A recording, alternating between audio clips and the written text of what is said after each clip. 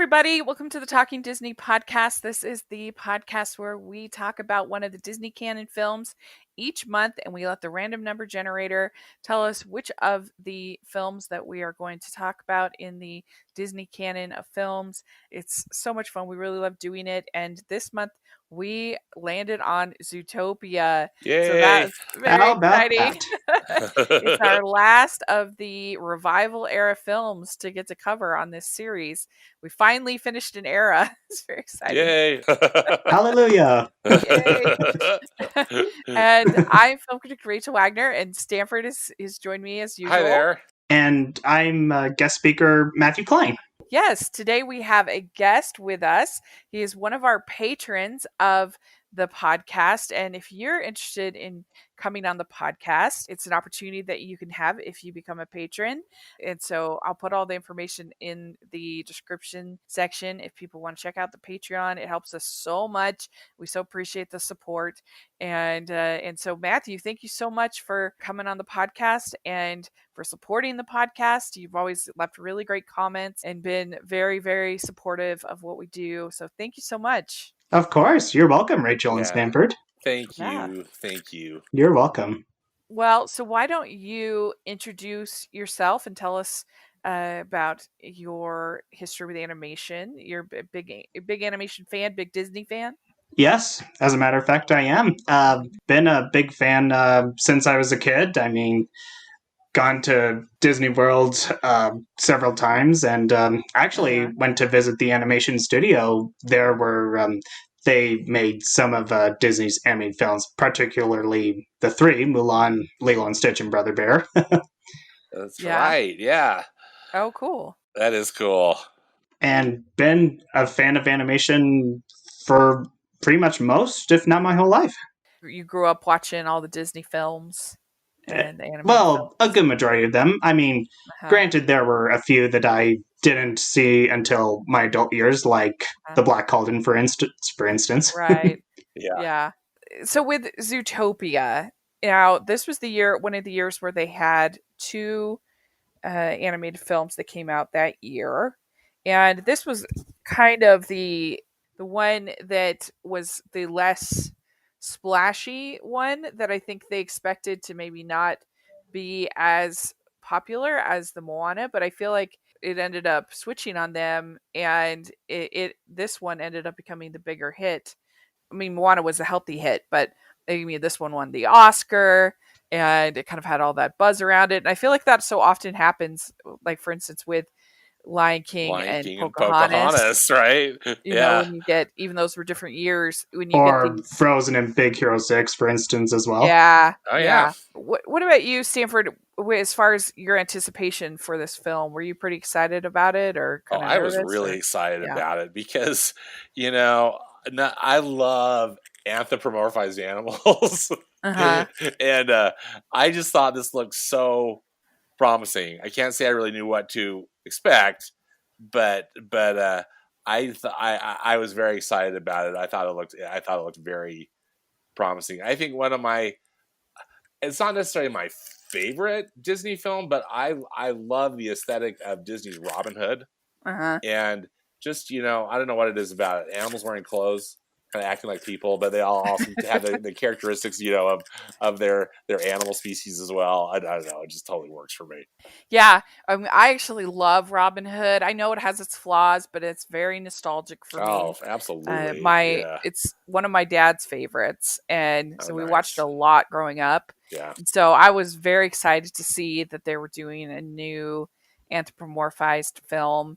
I wasn't as in love with the sloth trailers. We'll talk about that, but as it seemed like everybody else was. But nevertheless, I was still pretty excited about the whole idea of Zootopia, and really looking forward to the film.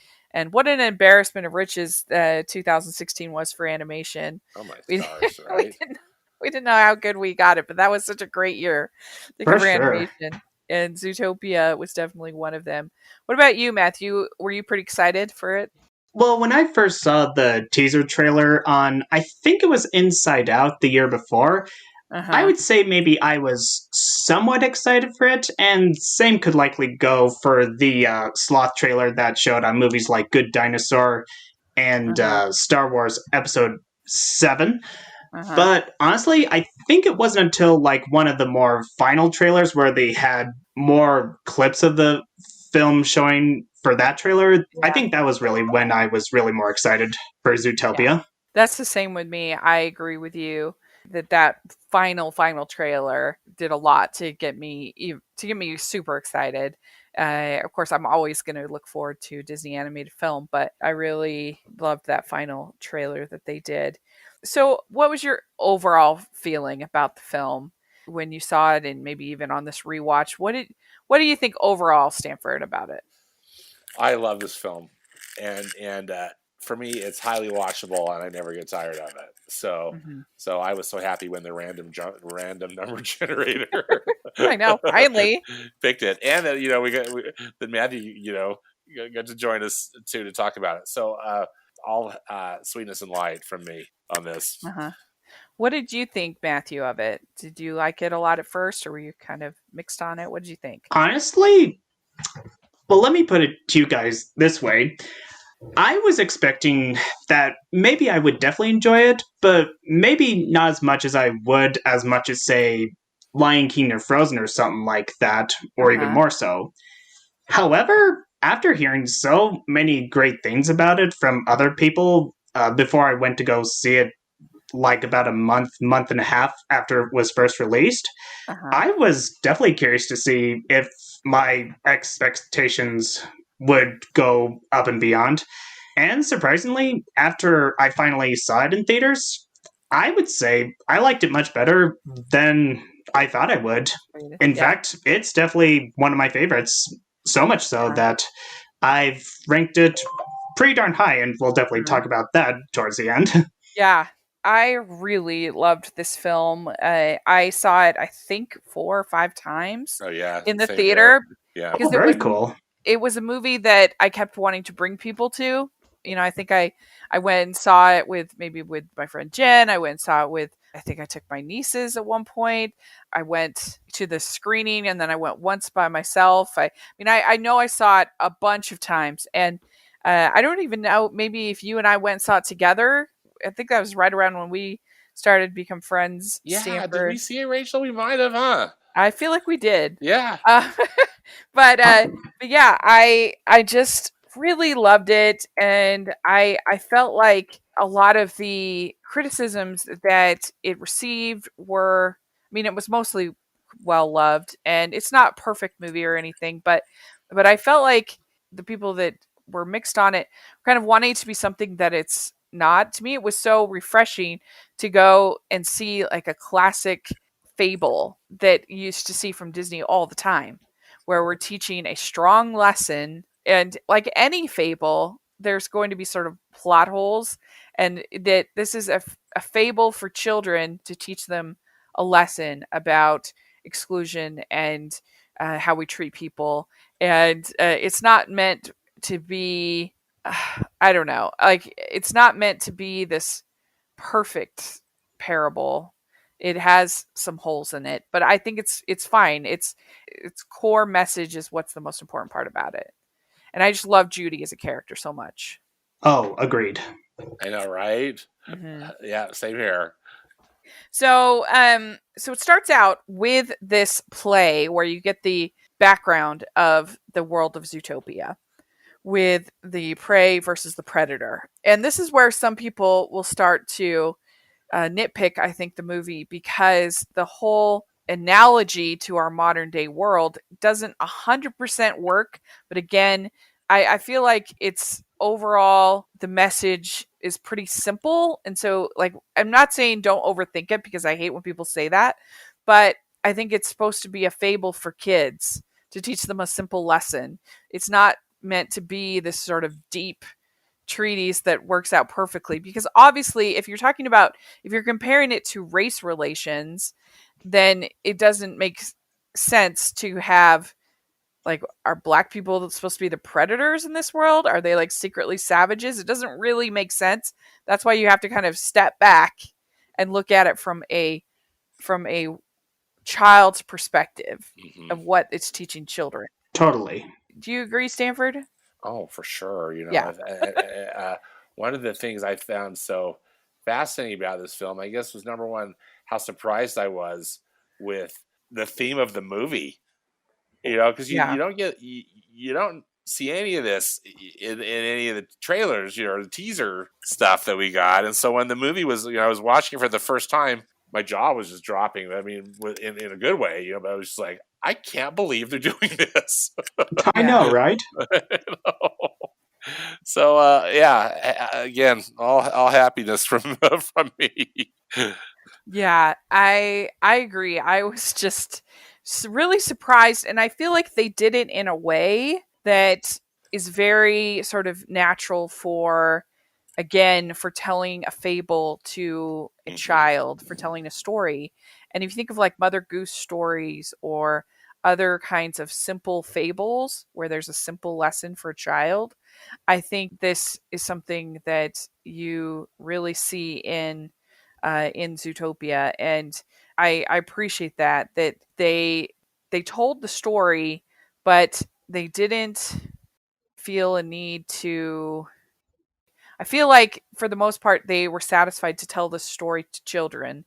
That this was not trying to be a film for adults and to teach kind of Right. adults. That Yeah. I just appreciate that. I feel like this was very lovingly made, and it could have been obnoxious. And I know some people think it's too heavy-handed with its messaging, but again, I feel like that fits for you when you're thinking of it as an Aesop fable or Mother Goose fable, that kind of didactic story. Then I think it works quite well. Totally. Yeah. I mean, especially since, like, Judy, especially, along with some of the other characters in the beginning, seem to be developed pretty well, you know? Yeah. And if anything, I feel like this film has only grown more relevant, more. Oh my I mean, goodness. Right? especially if you want to have conversations with your kids about the police and about, all these topics that have become so important in 2020, that you could watch this movie and have so many valid and interesting conversations with your kids. Yeah. Yeah. Yeah.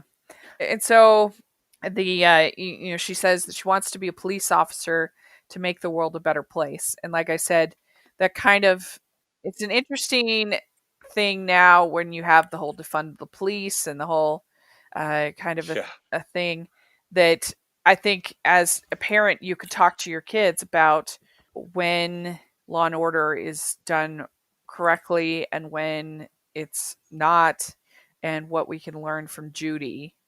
Would you agree with that, Stanford?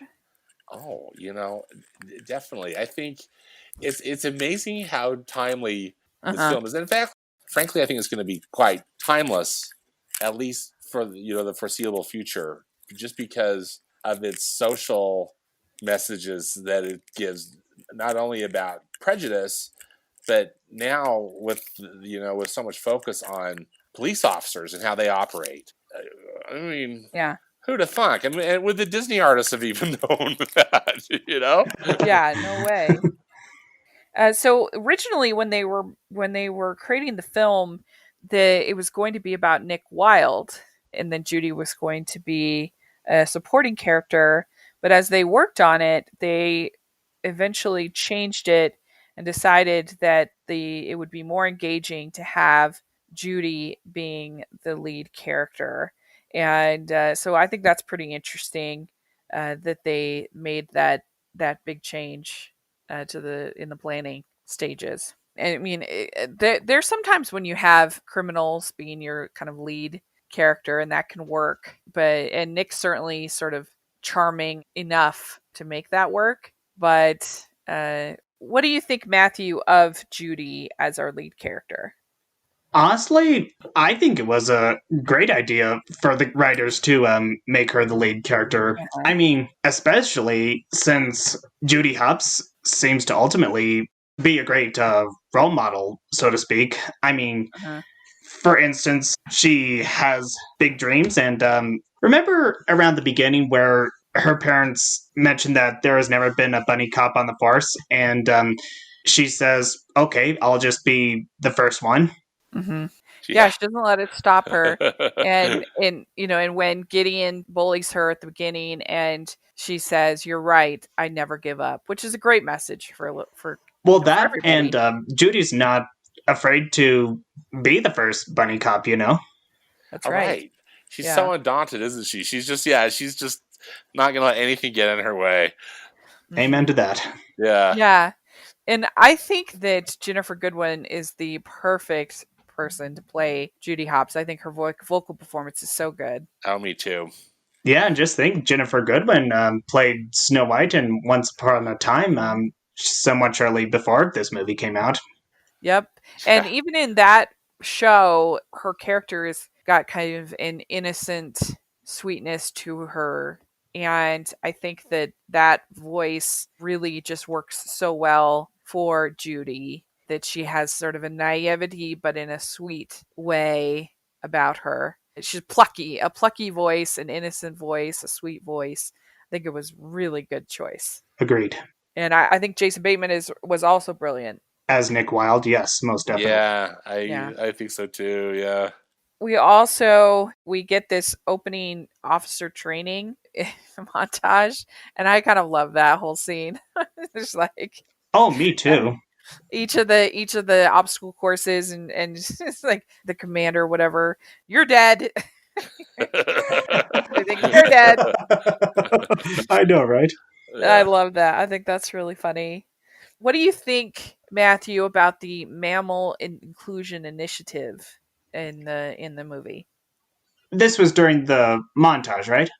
Well, yeah, and so the whole idea is that there's this mammal inclusion initiative that they are trying to make the force more diverse instead of only being these big predators. And so Oh, they that's right. they have this initiative to bring in these smaller animals. And I think it's really interesting because obviously you could compare this to things like affirmative action and other programs that Yeah. help to create more diverse applicants to colleges and other programs.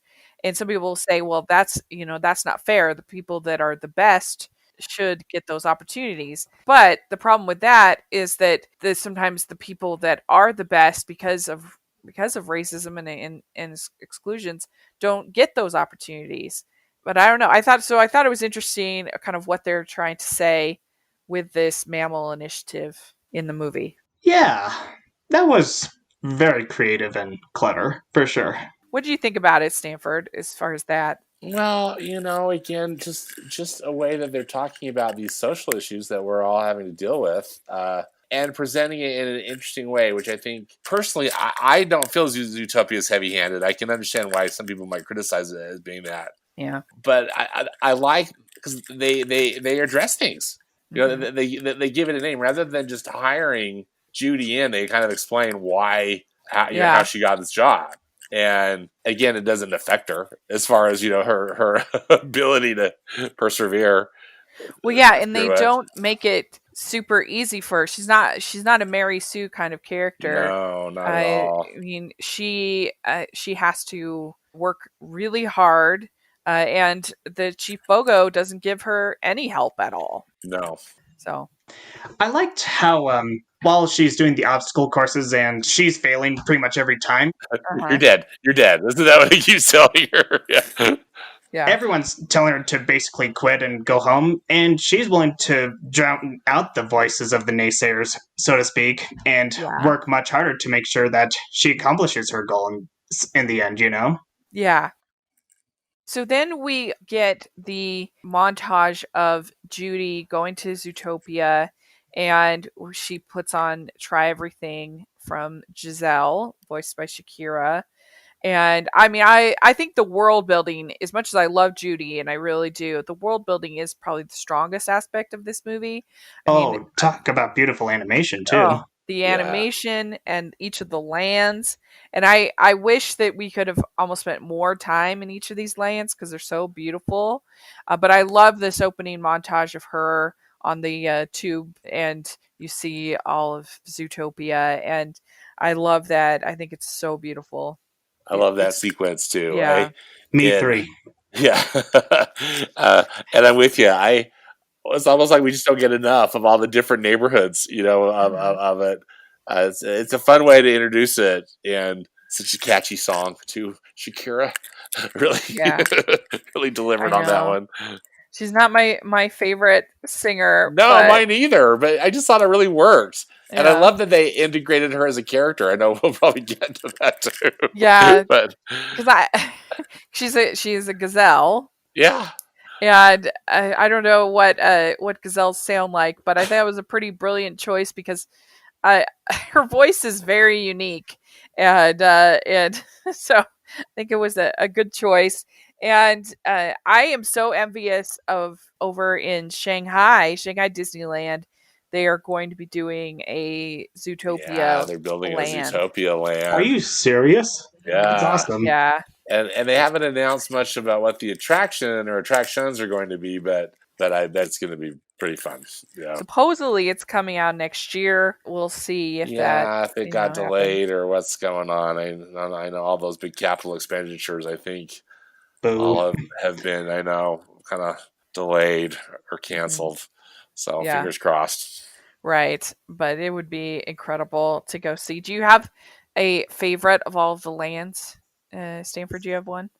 In Zootopia, Uh, uh, I actually I don't. I think. Well, I guess I'm kind of fond of Little Rodentia just because of that great scene. uh-huh. In it, but I like them all. Yeah, I think they're I all really cool. I think the little Rodentia is probably my favorite as well. Yeah, because of that scene, and Yeah, I don't know, it's just so fun. it I is. love It's so Oh, for fun, sure. so creative, so clever. And you can tell that Byron Howard and Rich Moore that they both had Simpsons backgrounds because Yes, there are so many signage jokes I know, throughout right? Zootopia where I mean I should have written them down in my notes, but there pretty much every sign that you see is some kind of pun about either making fun of a kind of a joke about Disney or a joke about whatever it is the store is or the sign.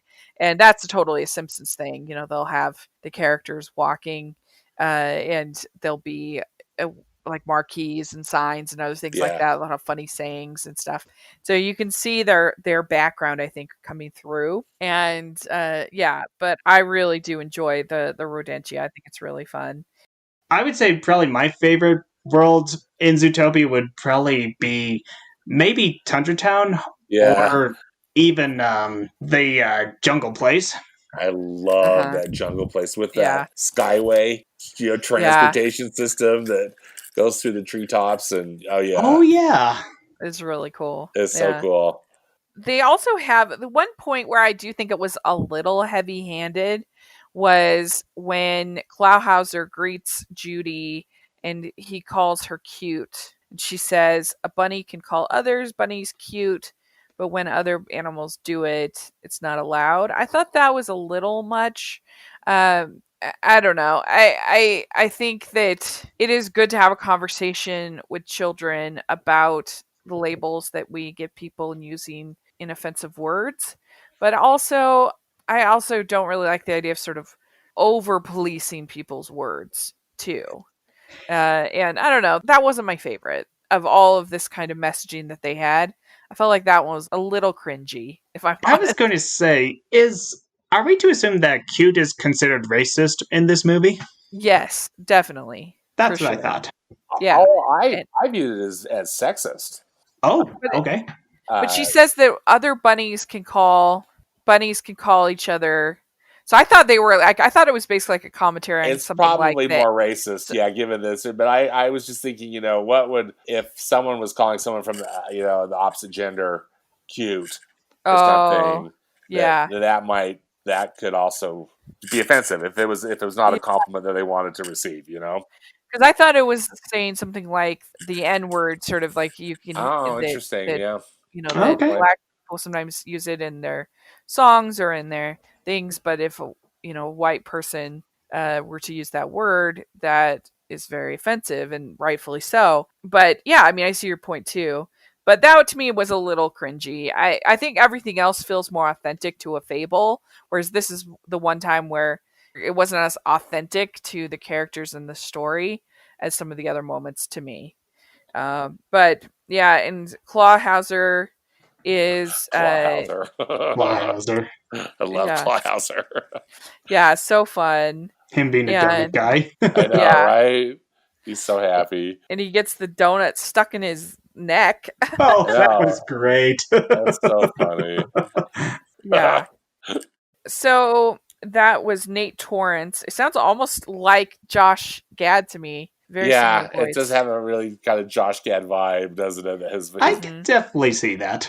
yeah, his Uh-huh. vocal performance. Yeah. So then we get the first meeting with Chief Bogo. He's all business. He does not care at all about Judy. And I appreciate that it's not that he dislikes Judy. He treats everybody with the same level of disdain, which I think makes him which I think is an effective character, because that would be very patronizing. Really? Because my perspective was that maybe Bogo, since Judy was a hobby, Chief Bogo seemed to discriminate Judy while he seemed to favor the other animals on the police force, you know? Uh-huh. No, I mean, I think that he's not expected to give Judy any special treatment at all because she's smaller or because she's is part of this initiative. And I think that he kind of resents the fact that people expect him to treat her differently. I don't know. What do you think, Stanford, about Chief I Bogo? think you both bring up really good points, because I do feel like Bogo kind of treats everybody with, just because he's all business and he's a tough boss. Yeah, Uh, exactly. I feel like the only thing for Judy is that he's not necessarily willing to give her an assignment that's worthy of her. However, though, Well, she's new. exactly. She's new, though, and I think we could all probably relate to, like, when you're the new kid on the block, you're often going to get the crappy job, Yeah. or the crappy assignment until you can start proving yourself and earning a relationship of trust with your superiors. But And I yeah, think no, that I he hear what would you're do both that saying for with sure. I think he would do that with anybody Yeah, that's new. I do too. Yeah, and so he's going to treat everybody the same. Of course, you've got the elephant in the room. Francine. Yeah. And These animals. That's a Simpsons kind of pun too, isn't it? yeah. Kind of, in a way. Yeah. So Judy goes out and is giving out tickets. That's when she first meets Nick Wilde, and we get the hustle where he is purchasing a giant popsicle from the elephant stand, and then he's making smaller popsicles and then selling the popsicles as redwood. And um, Matthew, what do you think of Nick's hustle?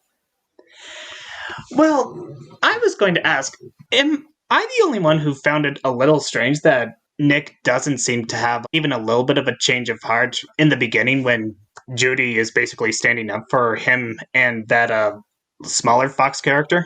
Uh-huh. Well, I mean, he's a scoundrel. It's all part of his hustle. He's been used to, and they try to give him sort of a backstory of why he is so cynical, so bitter. That is true. Later on, we do hear about Well, that. Yeah. That's true. Foxes really have kind of a bad rap socially, right? Too. Yeah. As far as, In this film, yes, they certainly do. in the film. And the last person that he's going to feel sorry for is a cop, especially, and one that he sees as, oh, you hear the big story about Zootopia, Like a rabbit.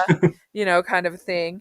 And I think it's really fun, the whole hustle. I really enjoy it, and I love when Judy comes home, and I think it's probably one of my favorite jokes of the movie, when she plays the radio and you hear Everybody hurts. everybody That's hurts all by myself. You can't do nothing right. I'm a loser. It's so good. I also love the neighbors next door. Oh, I do too. The neighbors are so classic. Turn down that depressing music. And another, leave her alone. Leave the meter maid alone. She said she feels like a failure. Yeah. And then she talks to her parents, and of course they're very excited that she is a meter maid because that'll keep her safe. Yeah, they'll keep her safe. Yeah. I couldn't believe her parents were basically rejoicing over the fact that she was a meter maid Yeah. instead of an actual cop, you know? Well, because that'll be safe. Yeah, It's I a just view it as safe a job. safety thing Okay, too. fair, But I hear you though, because yeah, you'd kind of want them to support her dreams, right? Rather than well, hello, yes. yeah. But I love Bonnie Hunt and Dawn Lake as Oh, I do too. Aren't they terrific? Again, so brilliant fun. voice casting. Yeah. As her parents, I think are really funny and kind of classic. I mean, it's really unique in the world of Disney animated films to have a film set in the city at all. We talked about that in Big Hero 6. Oh, for sure. But most Disney films are in the country or to have Yeah, an urban environment is very unusual. yeah. This urban environment, and Judy's got both parents, True. which Good point. is not something that we see a lot in Disney Yeah, films too. we more often than not have like just the one parent or Right. some, or we start off with two parents and then one of them gets killed off later on, or even Yeah. both of them in some rare cases, Yeah, you know? exactly. But not this time. Yeah. So the next day is when Judy ends up chasing Weaselton with the crocus bulbs. And I love this chase. And one of my favorite things about the chase is, and about this film, is I like how they kept all of the animals to scale. Yes. Which is not the case in Robin Hood. Like, right. Oh, for sure. Everybody's kind of the same scale. Yeah, everybody's about the same. Like they have a chicken being about the same size as a rhino. Yeah. In Robin Hood, where here you really feel Judy being small through the whole thing. Yeah, I love it too, and I love how they designed the environments to match the different sizes of animals. I thought that was so clever. At one point in Rodentia, she's basically kind of using the rodent cars as skates. Skates. That was great. Yeah. Something else I'd like to point out is I like how when Weaselton is running past Judy when she's banging her head on the wheel and she's like, I am a real cop. I am a real cop. And the pig owner of the flower store comes out and he's like, hey, buddy, my store has been robbed. Look, he's getting away. Well, are you a real cop or what? And even though she's technically a meter maid, I like how she's willing to just do her job and have her chance at being a real cop, you know? Oh, yeah. Mm-hmm. And it's so great when when that clicks in Judy and she starts running after him, and that's really fun to see that in her character, that she's actually getting to do what she had been dreaming of doing finally. Yeah. And then she saves, we find out later, is Mr. Big's daughter from the giant donut. From the giant donut. Oh, which reminds me, you know how when she catches up to Duke Weaselton, it looks like she's hitting Weaselton with the giant donut. Did either of you think that she was actually hitting him with the donut, or would you predict that she actually was just putting it over his body and whatnot? That's a good question. I mean, I think she was just trying to capture him one way or another. I don't know. What do you think, Stanford? I know. I'm just trying to think too. What my impression is in that scene. I think I'm just I'm laughing so hard at that big donut because I've seen that in Los Angeles. I think the one that it's based off of. They're at Randy's Donuts or whatever it's called. If I'm calling it the right name, but anyway, it's a good point though. Yeah. So then she goes in. The Chief Bogo is upset with her, and he says, life isn't a cartoon musical where you sing a little song and your insipid dreams magically come true, so let it go. And Frozen. That was so great, the Let It Go reference to Frozen. Yeah. It was funny, but I do have to say that's not accurate at all to Frozen. Well, exactly. I mean, it's not true. True. That is not what happens at all with Elsa. Elsa sings her song, and it is by no means her dreams don't come true after singing the song. And so it's a jab at it's Disney trying to make fun of itself, but at the same breath, I'm kind of like, well, that's not really accurate to the movie. Yeah. But I give him a little bit credit. Disney is not always the best company as far as parody, but I Making think fun they're of tried. itself. In this Maybe one. not. They tried in this one to have some moments. I appreciate that. And so Emmett Otterton has disappeared, and Judy agrees to find him, and this makes Chief Bogo very upset.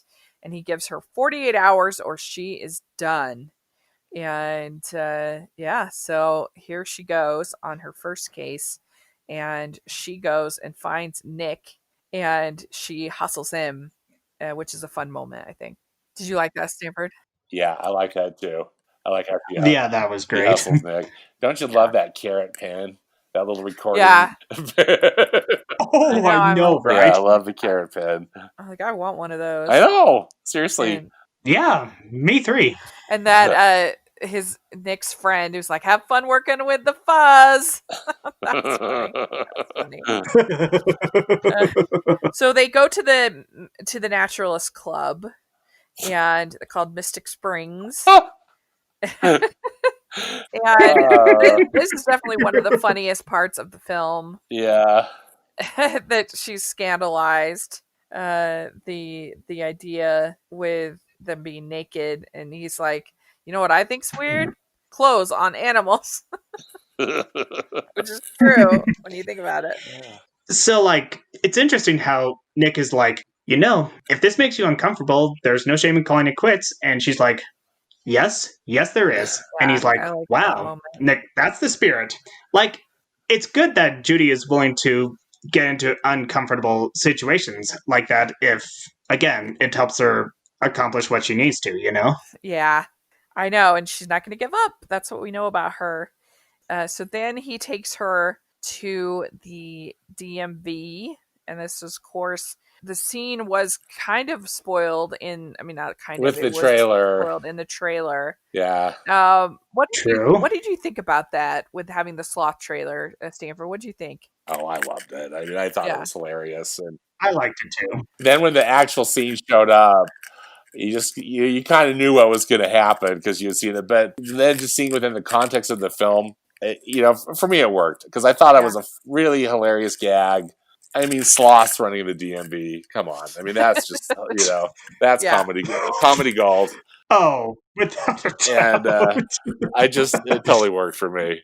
I don't know if Byron Howard or Rich Moore were involved in this particular. There's a great Simpsons joke where where they say they have Selma and Patty working at the DMV, and they say to Bart, "Some days we don't let the line move at all. We call those days weekdays."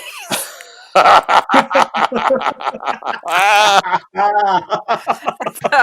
I think there's some that, and so it was actually funnier to me as the scene within the movie.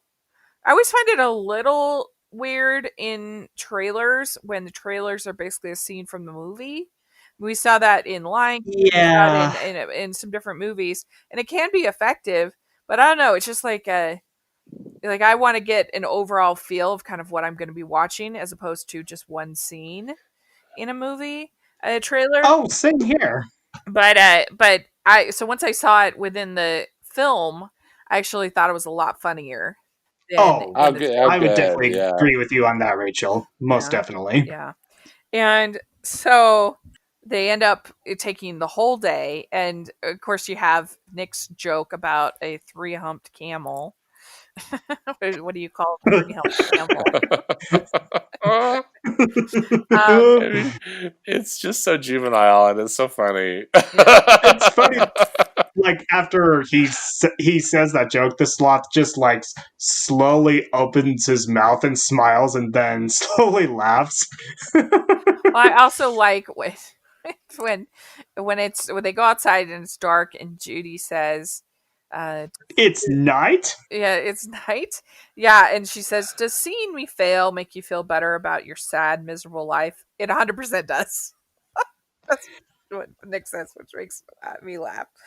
I thought that was funny because he's so sarcastic, and that's funny to me sometimes when people are sarcastic. You think he was joking around about the "it does make me feel 100% better" or something like that? Yeah. I think he's Oh, just being kind of sarcastic and a punk. I don't know, I think it's funny. yeah. But anyway, then they go and they find the driver that was last seen with Emmett, and they find out that it's associated with Mr. Big. And I love this whole. This is my favorite part of the whole film. Is Mr. Big. Mr. It is Big. I mean, come so hilarious. on. It's so funny.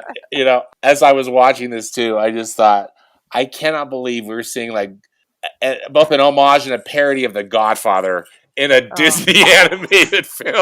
I yeah. know, right? And they pulled it off, as far as I'm concerned. I thought they Yeah. pulled it off.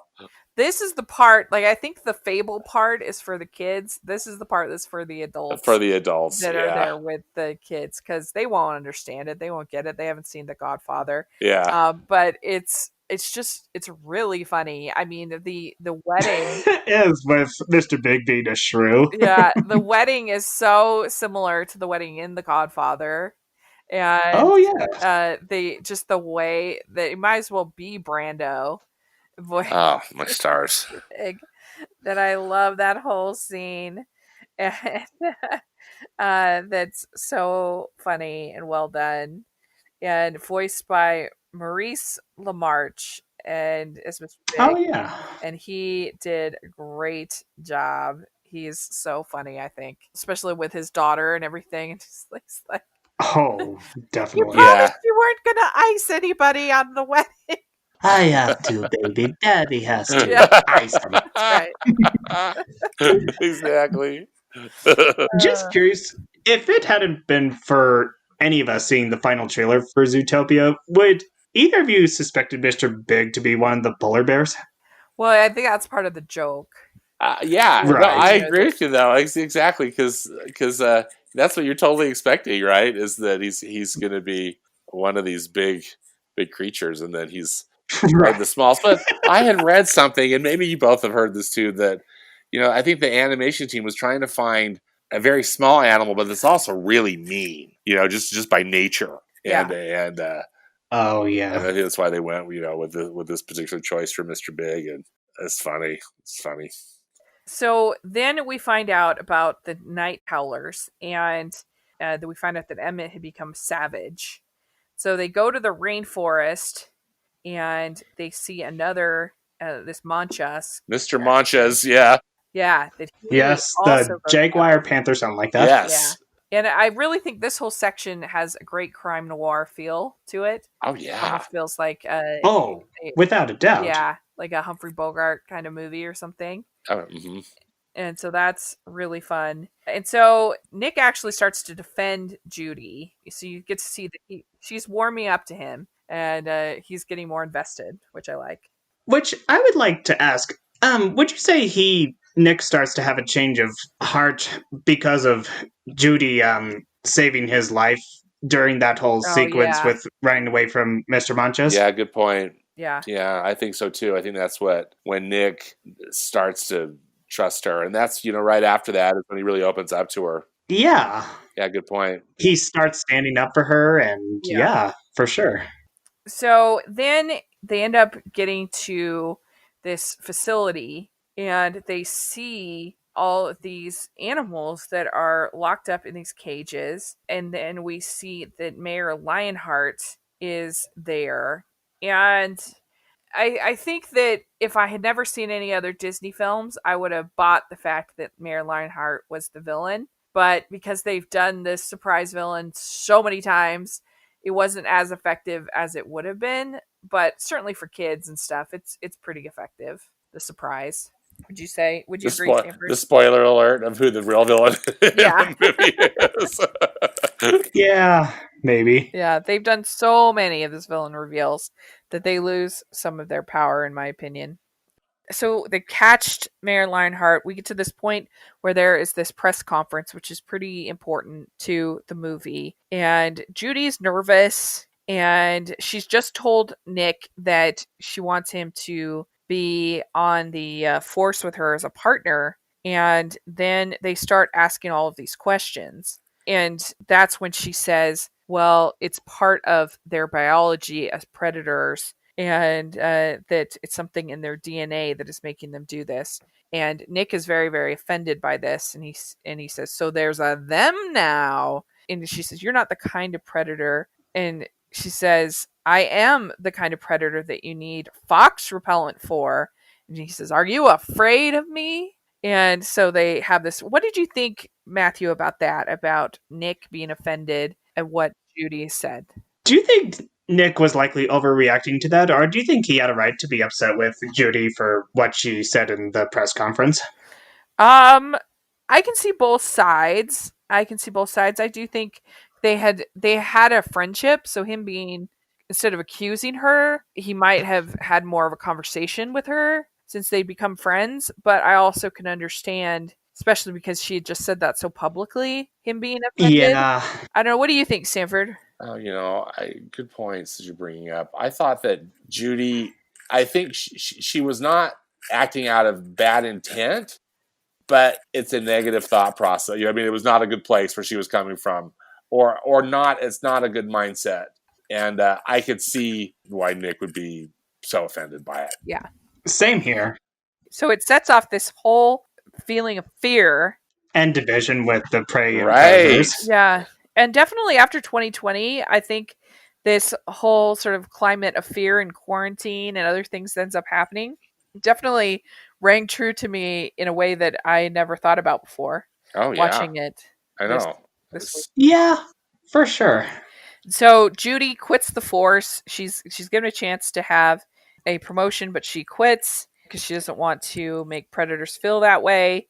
She goes home and she realizes that because Gideon has reformed, she realizes what the Night Howlers are, and that it's not the predators, it's that anybody, even her uncle that her mom talks about, that went crazy with the Night Howlers, that anybody can go savage, even the bunnies. So then she goes, and I like it. Her dad says, "That makes me feel better. I thought she was talking in tongues or something." I know, right? So this is when we get Judy's apology and to Nick, and I think it's so sweet. I love that scene. Yeah, it's another one of my favorite scenes of the movie. Just curious, both of you have seen The Greatest Showman, have you not? Uh-huh. Yes. Did that reconciliation scene in The Greatest Showman, towards the end, kind of make you think of this reconciliation scene in Zootopia? Oh, that's a good question. No, I never thought of. I must say, I never thought of that. I'm not sure if I made the connection because I was probably just so wrapped up in what was going on with. Yeah. But yeah, that's interesting. Yeah, what did you think about it while watching the movie, Matthew? What was your take? Yeah, I mean, obviously, when I saw Greatest Showman, when that came out, a year and a half, almost a couple years after Zootopia, it kind of made me think of this reconciliation scene. Interesting. Yeah. And with both of them being heartfelt moments and whatnot, Yeah.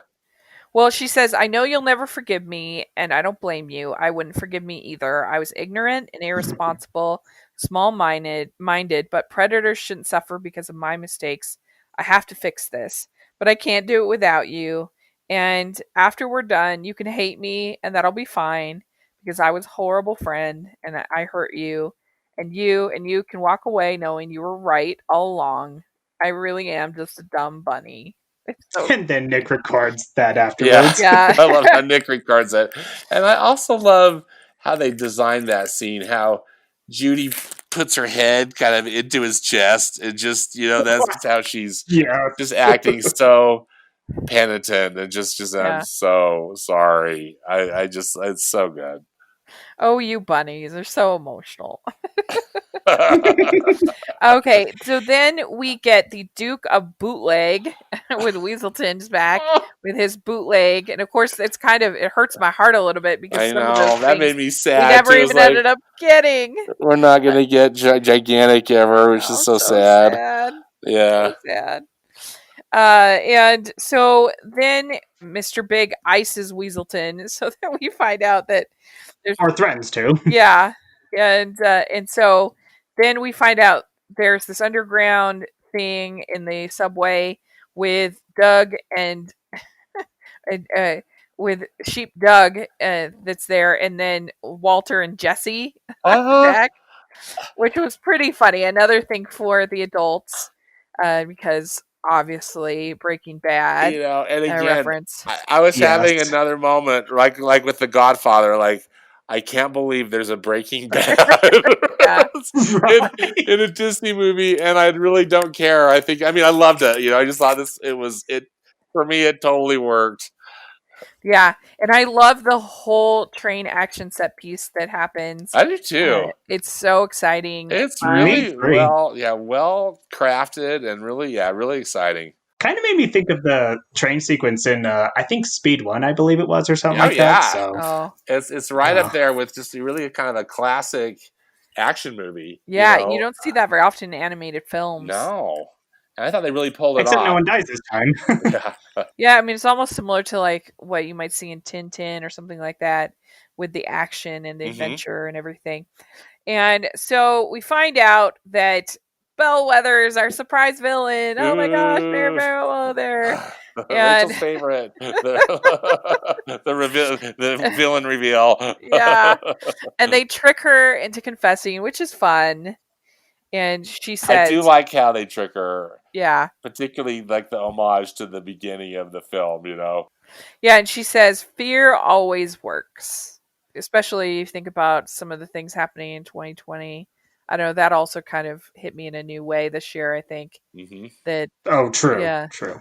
So then we have Judy saying, real life is messy. We all have limitations. We all make mistakes, which means, hey, glass half full.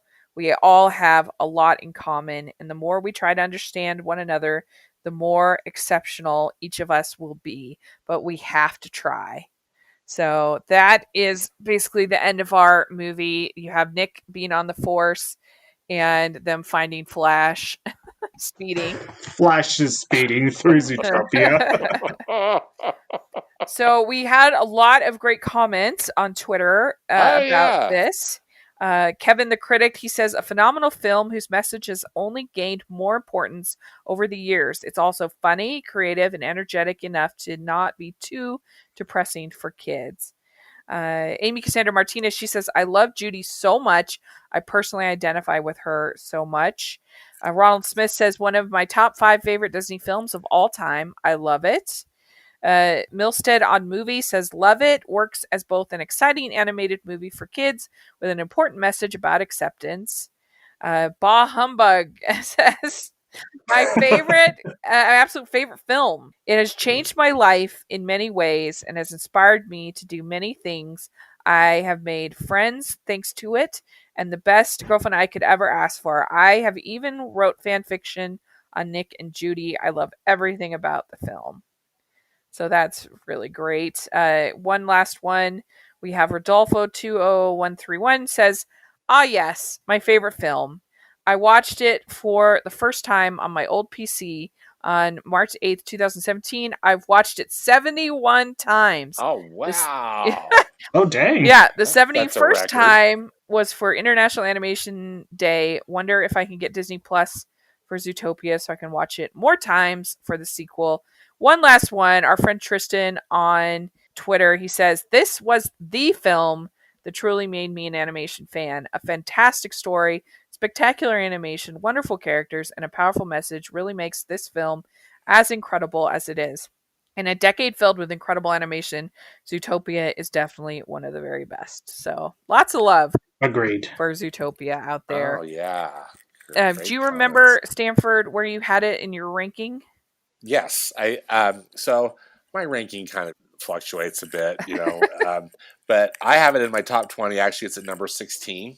I have it at 16 also in my Oh, last cool. ranking. So we're I the same. have so number 15 for me is Mulan, and number 17 is Big Hero 6. So anyway, Oh, it's we're so similar. I have Mulan at 15 and I have Tarzan at 17. oh wow, Yeah. okay. Well, How So about there you, you go. Matthew? yes, surprisingly, I have Zootopia at, I believe, at number 2, with Lion King at number 1, and maybe Tarzan at number 3. Nice. Nice. Okay, Okay. good choices. All right. Let's figure out Thank what we you. are doing next. The random number generator. So it chooses our fate. Here we go. All right. We are doing next month Pinocchio. All right. Yeah, we finally get to How talk about about that? Pinocchio. So that will be really fun. I'm looking forward to that. And thank you, Matthew, for coming Matthew, on thank the you. This has been Yeah, so thank podcast. you fun. for allowing me to come on for this particular episode of Talking Disney. Yeah. So do you have social media that you'd like to share? Anything with the listeners? Well, obviously there's Facebook, Mathew David Cline, Uh-huh. and Twitter, Mathew D. Cline, and let's see. I think I have a new blog, give or take, Oh. called I think it's adventurestothemovies.blog or something like that. Okay, well, send me the information. I'll put it in the description. That'll be fun. And Stanford, how can people find you? I'm on Twitter at Stanford Clark, and I have a movie podcast and blog at moviespastandpresent.com. Great. And you can find me at Rachel's Reviews, all of our social media, iTunes, YouTube, and on Rotten Tomatoes. So make sure to check all of that out. And you can follow us at Disney Talking on Twitter for the podcast. We really appreciate that. And if you are listening on iTunes, please leave your ratings and reviews. We really, really appreciate that. And also, if you are watching on YouTube, please give this video a thumbs up and subscribe to Rachel's Reviews YouTube. That is very helpful as well. We also have our patron group, which Matthew, we talked about, is a member of. Yeah, And yay. we are so grateful for that. Yay! We're so grateful for our patrons. You can get in our patron group and you can be part of the discussions, and it's really fun. So check that out.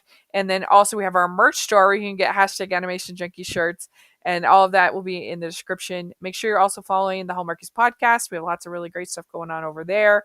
And thanks so much to both of you. I really appreciate it. Yeah, thank you both, Rachel and Stanford. We'll talk next month about Pinocchio. It'll be great. Yay, thank you. Thank you both. Bye. Bye. Bye, everyone.